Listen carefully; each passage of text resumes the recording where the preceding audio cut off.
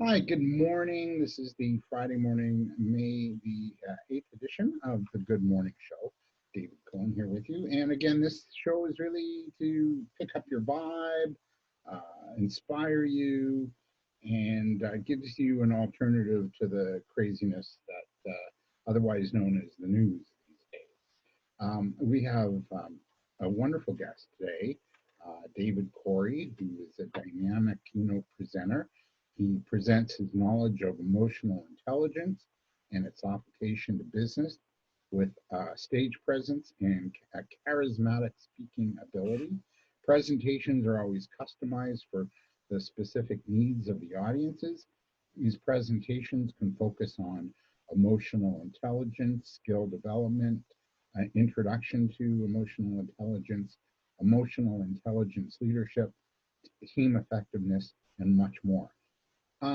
David, welcome. You're based in Vancouver, so you're at your home office in Vancouver. Welcome to the Good Morning Show. Thank you, David. It's great to be here. Yeah, at this stage in the game, it's great to be anywhere, but I digress. For those watching this and they're not sure what this emotional intelligence thing is that we're talking about, can you share what this sort of personal development modality is all about? Sure, absolutely, David.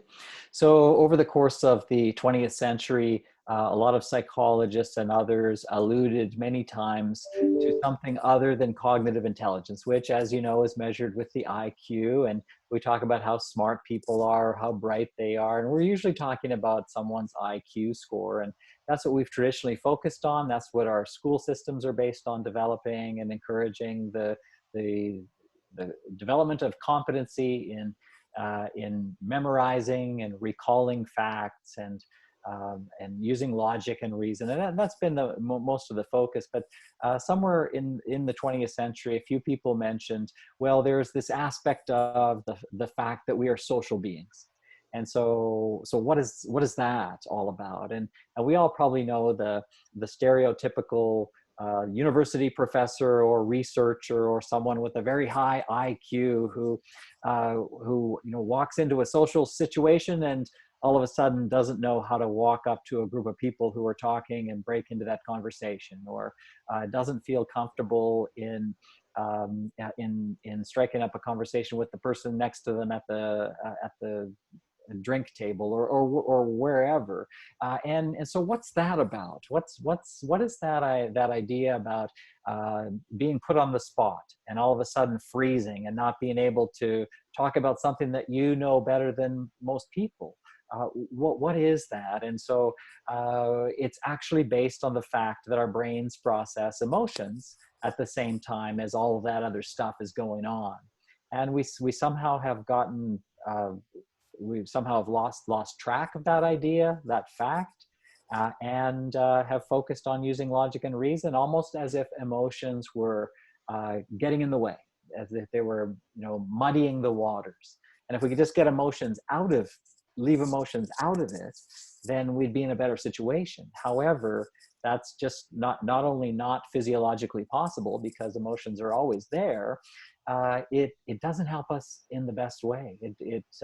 We need to be able to understand emotions, be more aware of how we operate emotionally, and then be more intelligent about emotions. And that's the definition of emotional intelligence: is being intelligent about emotions, recognizing and understanding that there are many skills and competencies involved, all of which can be developed so that we can be more effective at whatever it is we put our minds to, whether it's leadership or team effectiveness or being a good parent or being a good friend or whatever it is. Emotional intelligence will help you to do that better. So it's really it's about awareness of our emotions. And once we are aware of them, then what? Where do we go with this awareness? Right. Then it's about competency with emotions. And so we use a model which was created in the early 1980s by Dr. Reuven Bar-On. And this model became the basis for the very first scientific assessment for emotional intelligence, where you actually get an EQ score.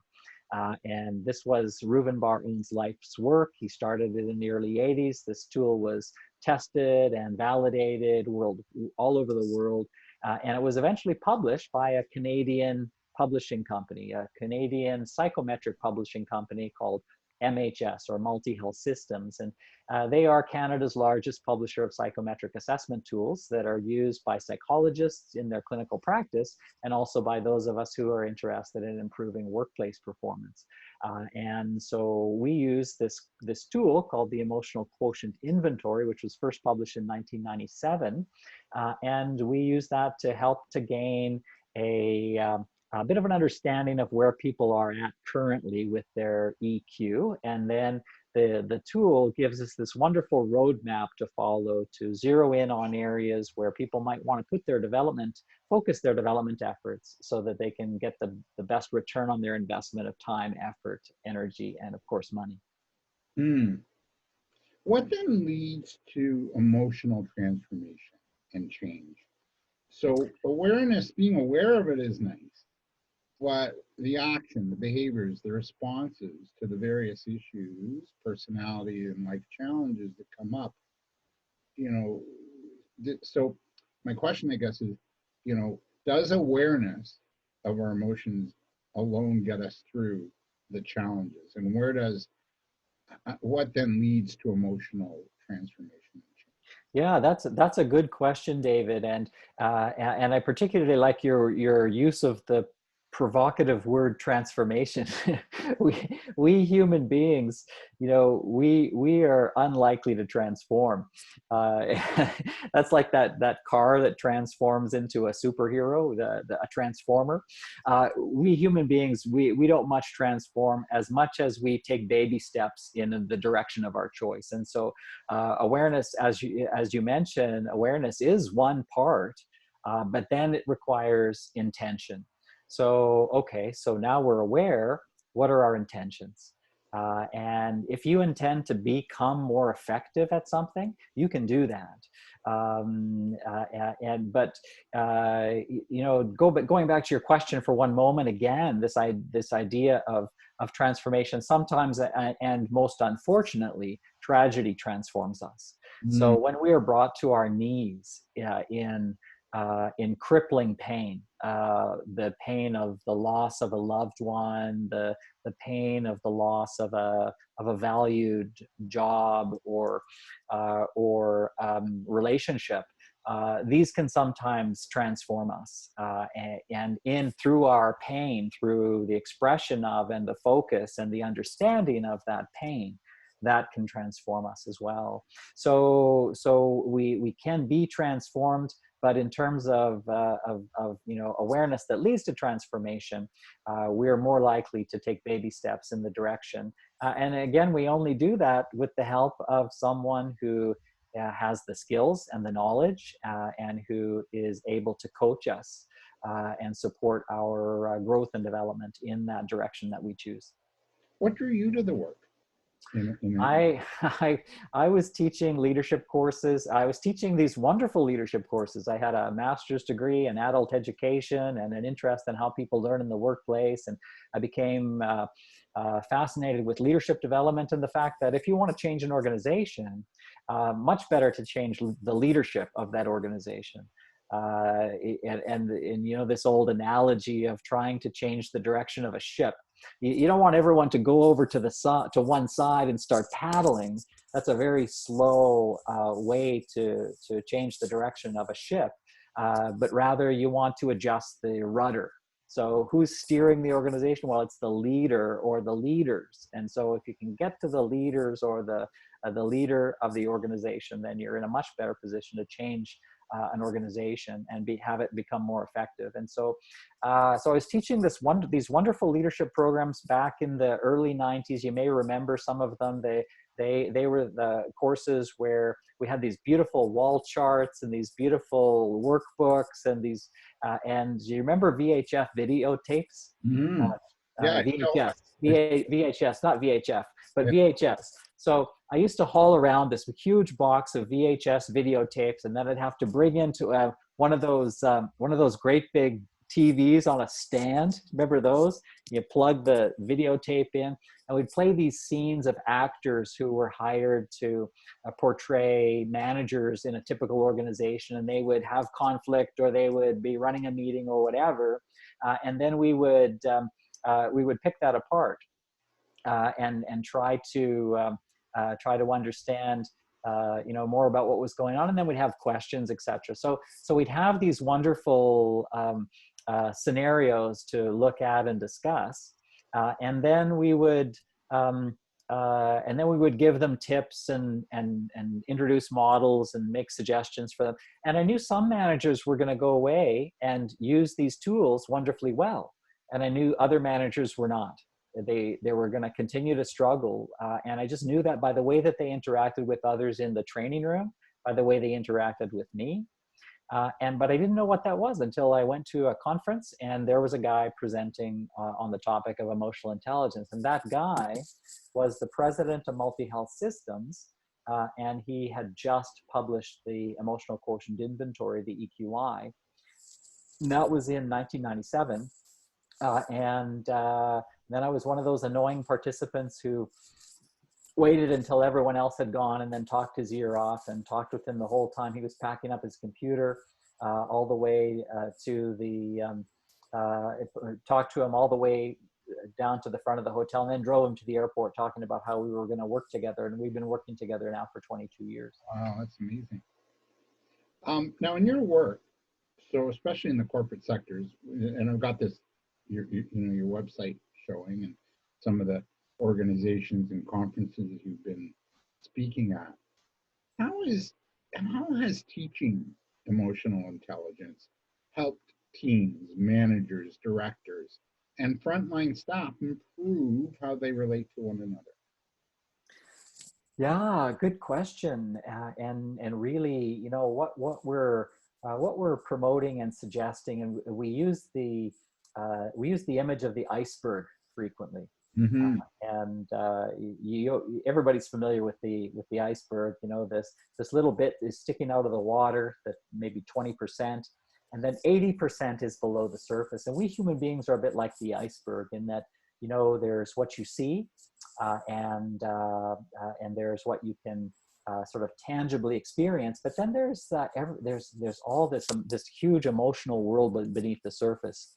And what we're really suggesting to people is that when they share more of what's beneath their surface with each other, when they choose courage over comfort, then that's where the real reward comes in. So the greater the risk, as you know, the greater the reward, the greater the potential reward. And with relationships, that's true.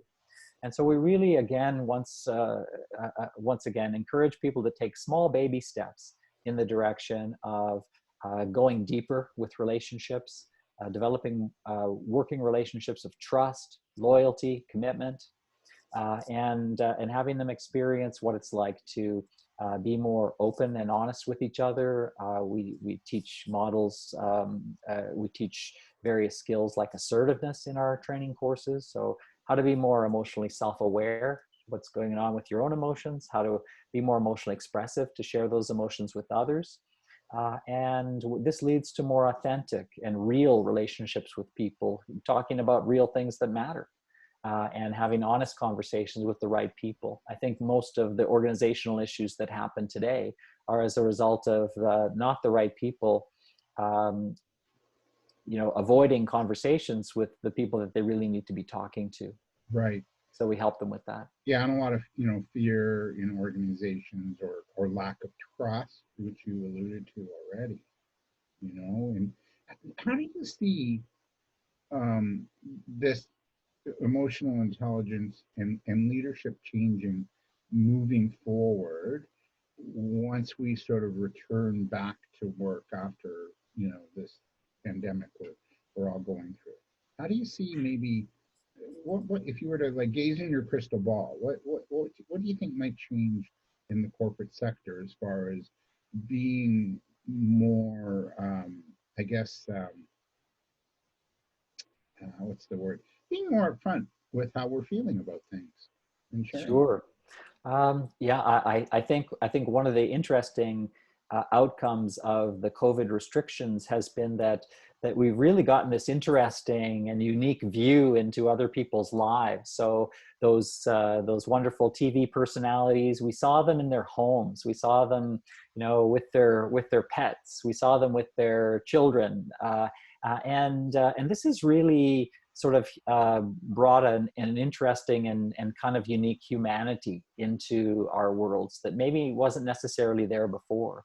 And I think this is part of our evolution as a species, is that, we kind of started back in a place where we were playing roles, and we still play a lot of roles. Mhm. But I think the more we can get away from the playing of roles, and the being ourselves with all of our human foibles and with all of our defects and imperfections, and rather than to try to pretend that we are a perfect whatever.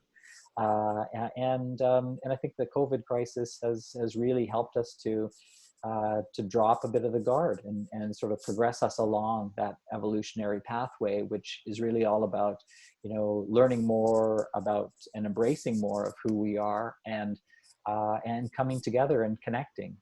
Phrases like "we're in this together." These are all things that have helped us along our journey as human beings. Yeah. So what I'm hearing you say too is like more authenticity, more vulnerability might be something that we can maybe look forward to. Absolutely. How does not being emotionally aware and able to manage your emotions play out in a work business situation? What might Yeah, results be? good question, David. And Everybody leaving en masse, starting their own business, right? yeah, absolutely. We do this we do this wonderful exercise in our workshops where we ask people to think about the best leader that they ever had and the worst leader that they ever had. And they create these wonderful lists on flip charts. We put them up all around the room and discuss them. And what ends up happening and coming up is that when people work for the best leader that they ever had, what made them the best leader was not that they were the smartest or had the highest IQ or were the best technician. It was that they encouraged them. It was that they shared information with them. It was that they included them. They valued them. They trusted them. And that's what people talk about. And so on the worst leader list, as you can probably imagine, these were the people who were unaware of their impact on others, who didn't really know that they were creating chaos and causing confusion and causing people to lose confidence and causing morale to go down.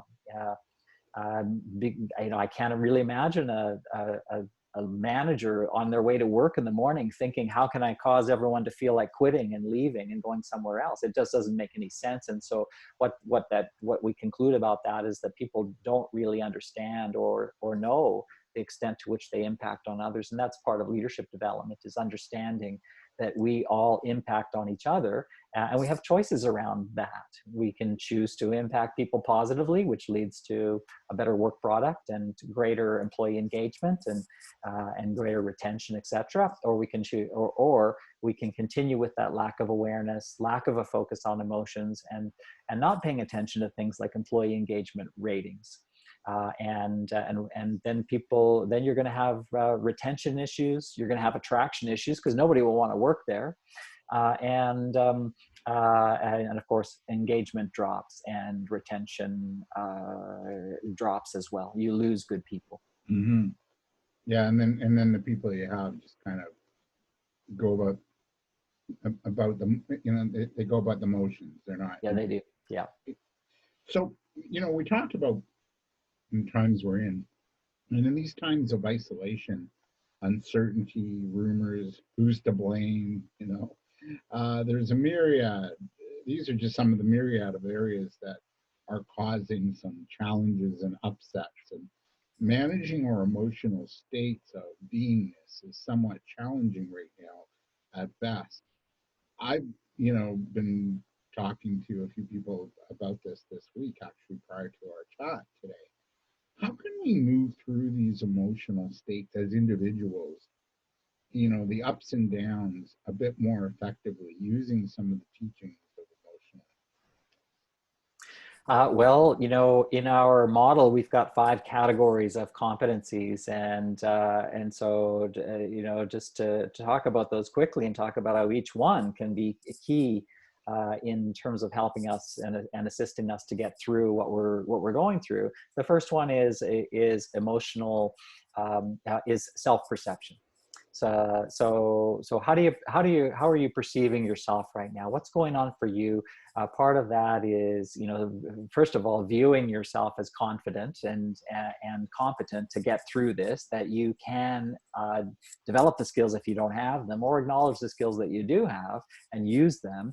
And so, you know, perceiving yourself as someone who can get through this, and then being in touch and in tune with what's going on for you. So how is this? You know, we do this weekly check-in with people, with coaches and leadership leadership development practitioners from all over the world once a week, and there's lots of common themes, and you know, some of the people talk about how much they dislike the situation, but you know, a refreshing few people say, I love this. This is great. Being isolated in one's home, especially if you know, are fortunate enough and privileged enough to have a nice place to be isolated in, and to be isolated with people that you really care about and want to spend time with. That's a good position. And so to really know and understand what it is that's you know, frustrating for you, what is worrisome for you, what's concerning for you, all of these things. So really to take stock of your own emotions. The next of the 5 is self-expression. And so there's self-perception, then there's self-expression. Are you expressing yourself in the right ways to the right people? So who are you? Because emotions weren't meant to be stuffed down or bottled up or, you know, contained, because we know that that's connected with all kinds of physiological issues. And also addictions too. Absolutely. It will affect your physical and mental health by bottling up those emotions and pretending that they're not there when they are. And again, this is another aspect of poor leadership, are people who pretend that something's not happening that's actually happening, or pretending something's happening when it's not happening. And you can really see this in some of the poorer leaders of countries that are very visible and are speaking on television frequently. They're either, you know, making bald-faced lies, or they're not choosing to believe the professionals and the experts who really know the science behind what's happening right now. And so, you know, are you expressing your emotions, and are you talking about that so you can get it out? And so we need to do that with the people that care about us. We need to be assertive, which is part of emotional expression. We need to say what we need. So if you're concerned about your finances, what do you need to not be concerned about your finances? Do you need to review your plans? Do you need to apply for government funding? Do you need to, you know, talk to a wealthy relative? I mean, you know, who do you need to ask to meet a need that you may have? And then, you know, are you getting this out so it's not sitting there festering inside you? The third area of the 5 is the interpersonal realm, and that's all about the relationships that we have with others. You know, are those relationships mutual? Are they mutually beneficial? Are they of adequate depth? And how can we deepen and strengthen relationships? Well, again, going back to the iceberg idea, that's about choosing to share at a deeper level what's going on inside you with others, and being open and honest and authentic. All of these pieces. And also in the interpersonal realm is the skill of empathy. Are you really in touch and in tune with others? Do you really know what it's like for them? Have you helped them to feel listened listened to and heard?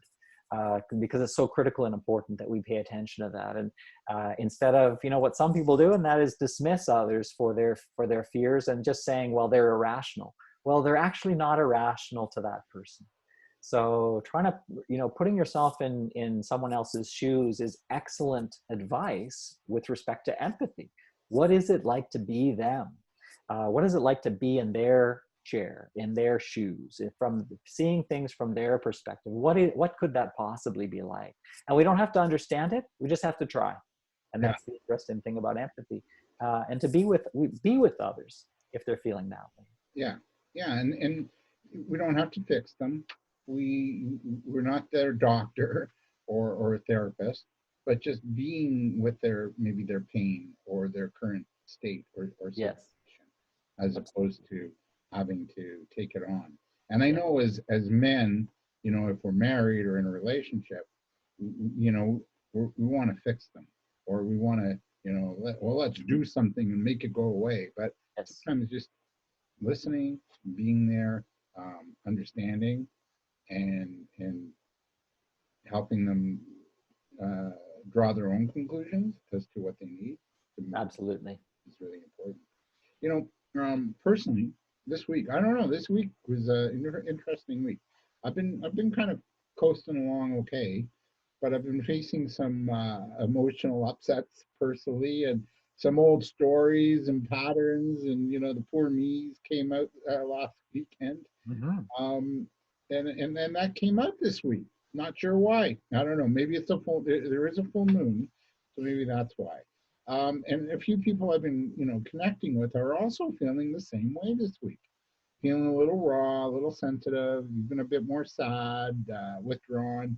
How would you guide, again, someone experiencing this to understand, heal, and create from maybe a new understanding of themselves? How would you coach? Yeah, there's a lot of competencies within this model that we use, and that sort of surface in terms of questions like the one you just asked, and there's one which is optimism, and optimism is the belief that things are going to turn out. And we don't start anything without optimism. We're kind of hardwired for optimism, but we may lose that focus at times. We may lose our ability to be optimistic because we are feeling the weight of what's going on, during which times we need to shift our focus. So we need to understand some things like this is not permanent. This situation. And I guess that was one of the hardest parts of the COVID restrictions when they first came out, was the uncertainty of it. How long is this going to last? And when's it going to be over? Is it going to be over? What does over mean? And so all of this uncertainty really created a lot of anxiety. And anxiety, as you know, is kind of undifferentiated emotion. It's kind of like, I feel upset, which is also not an emotion, but an interesting thing when people say, I feel upset, because, if you physically imagine the word upset, you've been upset. So your apple cart is turned over, and you don't know how to feel. And so I think there's a lot of that going on and going around. And what we need to try to do, if it's possible, and we best do this with others, not alone, is to try to refocus on the fact that this is not permanent.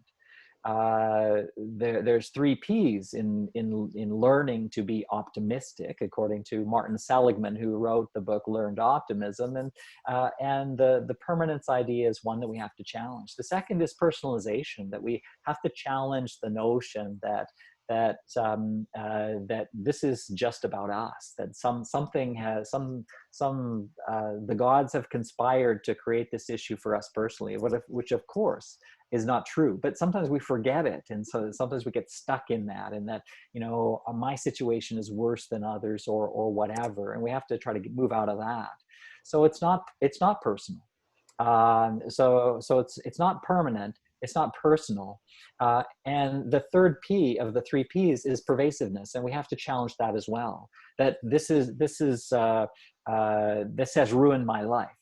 Well, actually, no. If we kind of go back and shift our focus once again to what has this ruined?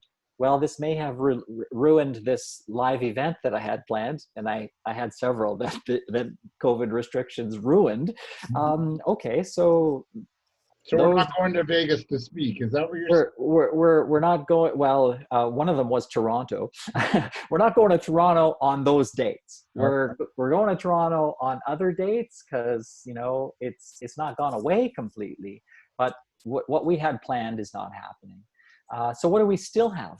When you're talking about pervasiveness, it's not everything. So what is it? What has been messed up, or which plans have been foiled, and what do I still have? And again, that moves back to that idea of gratitude and being grateful for what we do have, for the fact that we have a sunny day in Vancouver, and it looks like you have a sunny day in Toronto as well. So so these kinds of things. So what can we be grateful for? That we have the people that we've got in our lives, that we've got whatever savings we had, what are those things?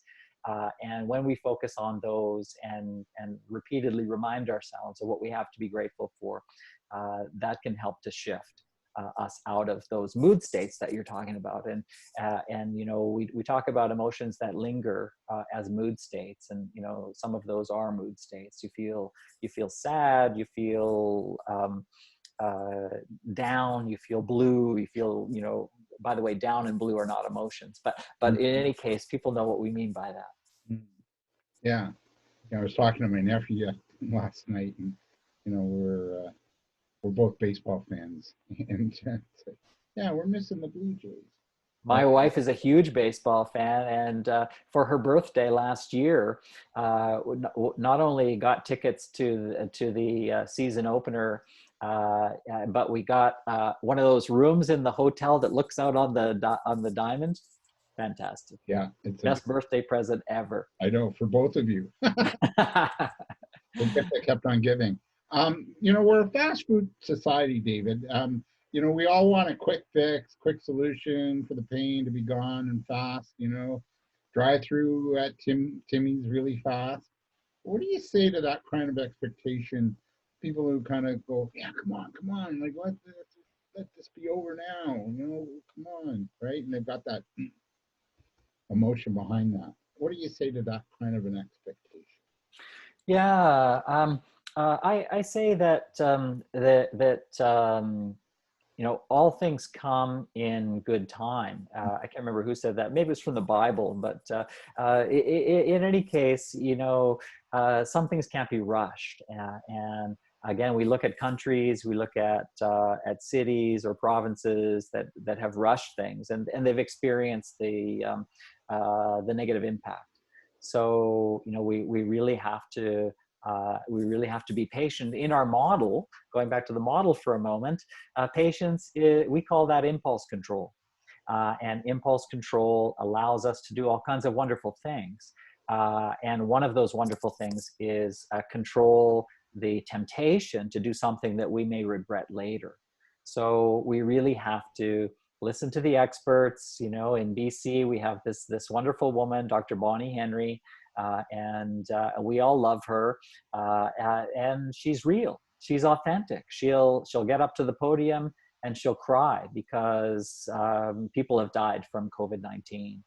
She's a real human being that we have a lot of trust and respect for, saying what's real, and saying it in a very human way.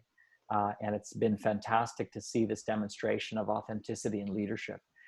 We can say the same about our Prime Minister. He stands up every morning and says what's going on. He's not telling us a lie. He's not stringing us along. He's not making stuff up. He's saying what's happening. And reporters are trying to trip him up and ask ridiculous questions that there's no real answer to, like, do you wish that you'd done something sooner? Well, that's a stupid question. Don't even ask it, right? Nobody's going to answer that question and say, yes, I wish I'd done something sooner. Well, we could say that about everything. And so he's saying what he is doing, and I got a lot of respect for that. Yeah. We've seen real humanity from Doug Ford. Yeah. Surprising authenticity from a guy that we you know, for those of us who didn't really know much about Doug Ford, we kind of put him in the same box as, you know, Trump or some other kind of right-wing leaders, and here he is being a human being, and I got a lot of respect for that. I got a lot of time for someone who's prepared to, you know, say it how it is for them. We may not believe in all the same things, but really, when people are being honest and authentic, I got a lot of time for that. Yeah, you know, last night in the news, he was suggesting that they're going to open up garden centers this weekend in Ontario, and he said, you know, go and buy your mom, you know, some flowers because it's Mother's Day on Sunday. And I Yeah, thought that was really kind of nice, you know. And he just lost his mom this year too, so right. I can relate. So how can we begin, David? And we're with David Cory. He teaches, he's a speaker and expert in emotional intelligence. And he's joining us from his home office in Vancouver. How can we begin to recognize when maybe we're about to lose it and not dismiss it? Because maybe we need to feel the upset or the hurts, but we kind of also need maybe a new coping mechanism or way to deal. Yeah. What are your thoughts on Yeah, you're now talking about the emotional intelligence practice of mindfulness, David. And mindfulness is in the moment. Are we mindful of how our emotions are affecting us? And we really need to find ways of doing that little gut check, doing that little, you know, noticing the physical signs, the sensations. And this is where the word emotions differs from the word feelings, is that with feelings, there are sensations that are associated. And we use the terms interchangeably all the time, but really feelings are about what is the sensation that is happening to you in response to a trigger or a stimulus of some kind. And so it's about understanding those stimuli or those triggers in our environments that affect us in certain ways, and then using our impulse control to prevent us from you know, blowing up or going off on someone, and choosing a response to a situation, a behavioral response that actually fits in with our goals and objectives with that person, knowing that we impact on each other with all of our behaviors, all of our actions, all of our choices. These impact on others emotionally, and so we're left with the question: how do you want to impact on others? And knowing that there are ways that are adaptive, that help us to cope with the stress that we experience. By the way, those other two dimensions of the 5-dimension model that I talked about are decision making and stress management, because those are two critical aspects of everyday life. We're faced with decisions all the time. Are we aware of the emotionality involved? Are we aware of the emotions that influence our decisions? And are we making good decisions that, again, work to our favor, and also work to the favor of the ones that we care about? in terms of decision making, is it okay to bring emotion into it, or should we sort of maybe sleep on it and go back at it with maybe a Not only is it okay to bring emotion into it, David, it's there whether we acknowledge it and are aware of it or not. And so what we teach, by the way, you showed my one of our websites, which is the speaking website, davidcory.com.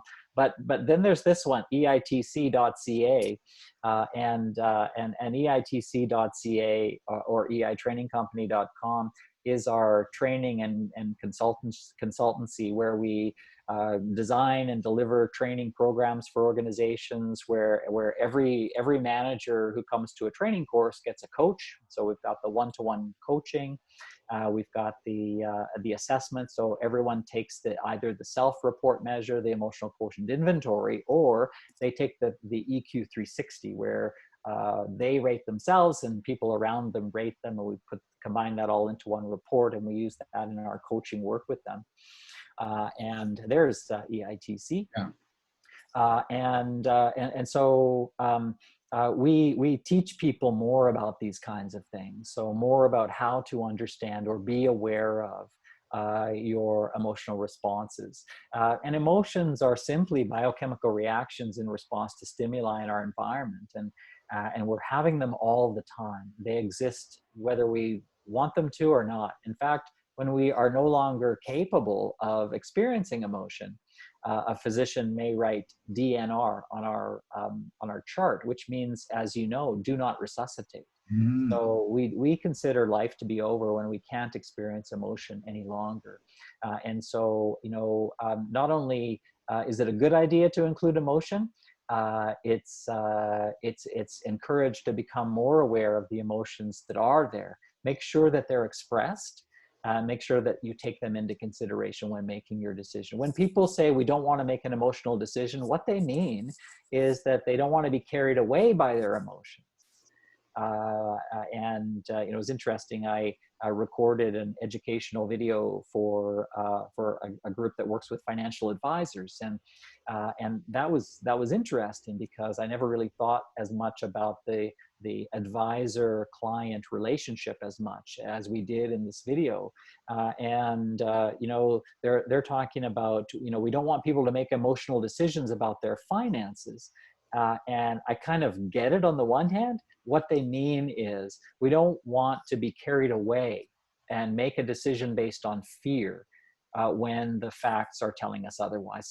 So we want to use logic and reason, and we want to be aware of the emotions that enhance our ability with respect to making decisions and using logic and reason, and we want to be aware of the emotions that hinder our ability to use logic and reason.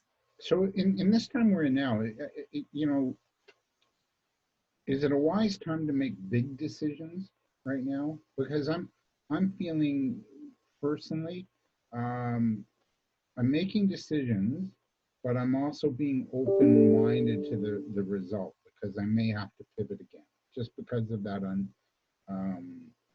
the uncertainty that's in the air. I mean, Right. we're always in uncertain times. Even when we were before this, everything was uncertain. Yeah. Yeah, no, I think in general, it's probably pretty good advice, David, to not make a big decision right now, because right now is not typical. It's not a typical environment that we're living in, and that environment is going to shift as you mentioned. So, I think what is a good decision is to decide to do more of what you find yourself doing as a result of COVID-19 that you want to keep doing after it's over, when those restrictions have lifted.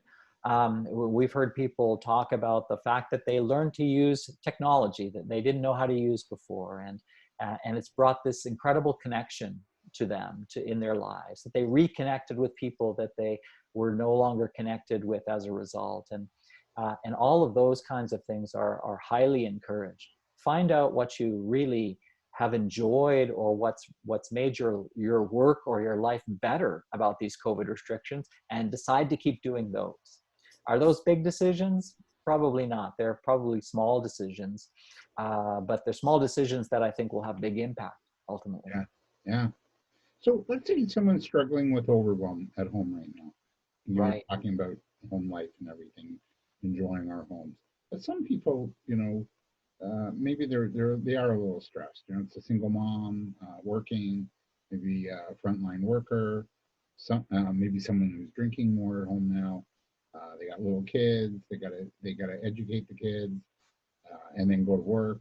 How can they begin to shift their emotional states and have a healthier way to move through life right Well, one thing is probably true, David, and that is that nobody else can shift your emotional state.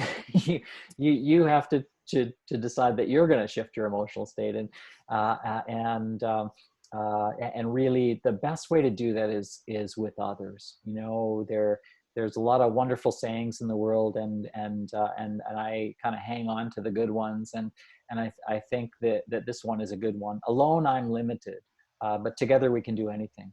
And when you are feeling overwhelmed, you're feeling like you just can't take it anymore, that's when you need to talk to somebody, and say, whether that is a coach, whether it's a counselor, whether it's a friend, a relative, you need to express that emotion, that feeling like you're at at the end of your rope and you don't know what to do. And that's when your loved one, your coach, your therapist can say, okay, tell me more about that.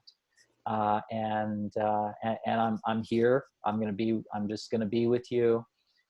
They don't again, we've already talked about this, not only do they not have to fix it, they can't fix it. And sometimes you just have to express that emotion and say, I just don't know if I can take another moment. And to which someone can say, okay, so tell me about that. What's the emotion there? It's frustration, it's anger, it's whatever it happens to be. And we have an interesting saying in our business, which is name it to tame it. That, once you've identified that you're actually angry with your partner because they're not they're not doing their share of the work around the household, all of a sudden it's like, oh, okay, so that's what it is. That may lead you somewhere else, but once you name it, it kind of takes some of the power away, and you're no longer, doing passive aggressive things like, not getting their meal ready when you're getting your own meal ready or whatever. But you're clothes on the front lawn, Sure, absolutely. I think that's more aggressive than passive aggressive, but in any case, so again, yeah, we just want to be aware. We want to come from that place of choice. As a coach, that's what we want for our clients. We want them to be operating in choice. When people are feeling stuck, it's because they're looking at something from one perspective. We have to help each other to shift that perspective, to know that how you're looking at it is one way and there are other ways.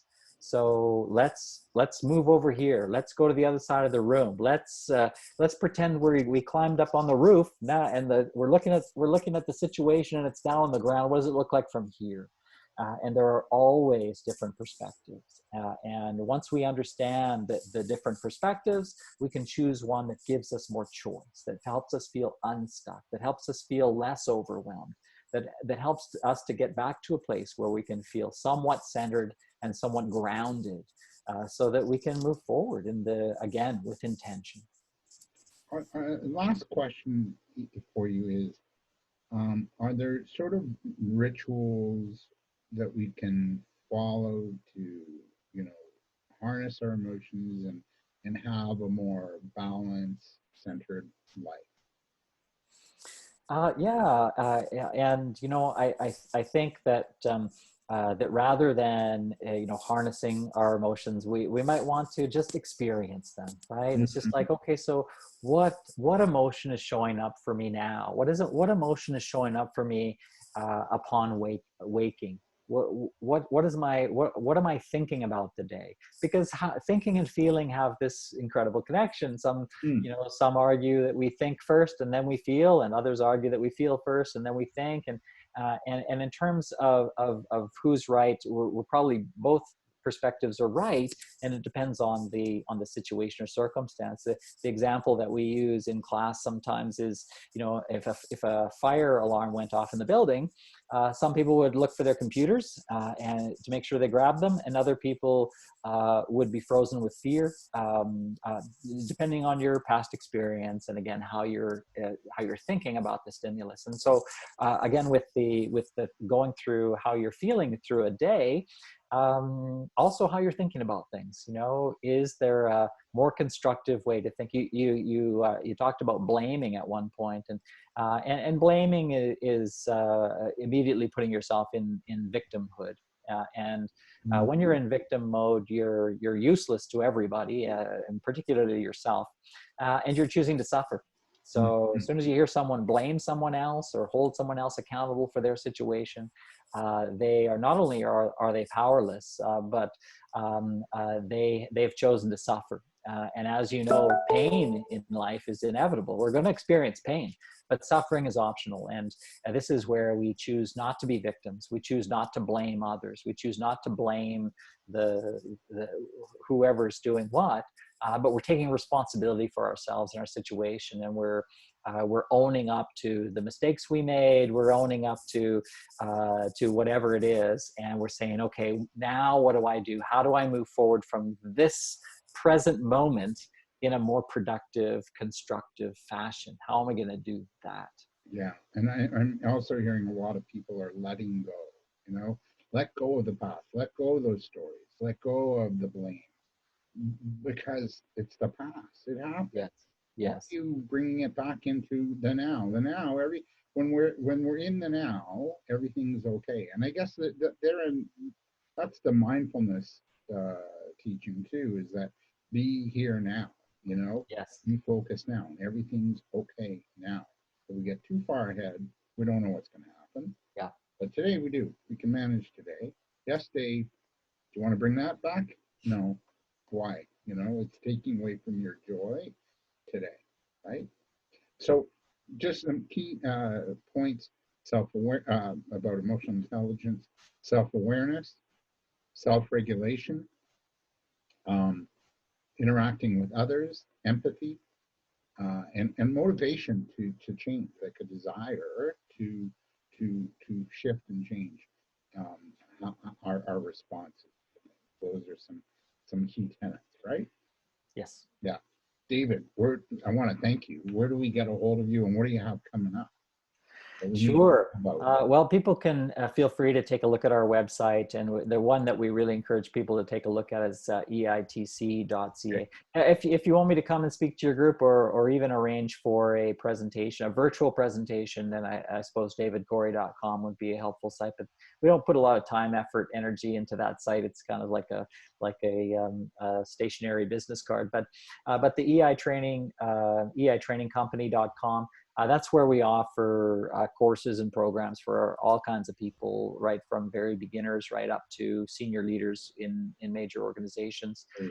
And we certainly teach people how to do what we do. So if you want to be an EQ coach, or you want to use the EQI with your clients, we certainly encourage you to come and take a look at the certification course. Yeah, there's all kinds of stuff there. And certainly my contact information is there as well. You can certainly email me anytime at david@eitrainingcompany.com. Okay.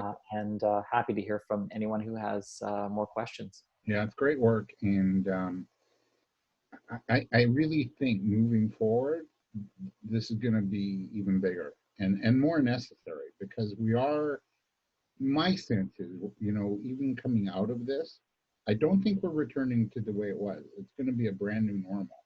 And there's going to be a lot of displacement in companies and jobs, and people are going to realize, hey, you know what? Maybe I want something else for myself.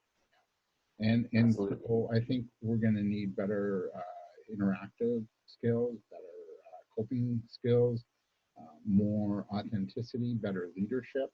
Moving forward, I think the old way of doing things wasn't necessarily working too well.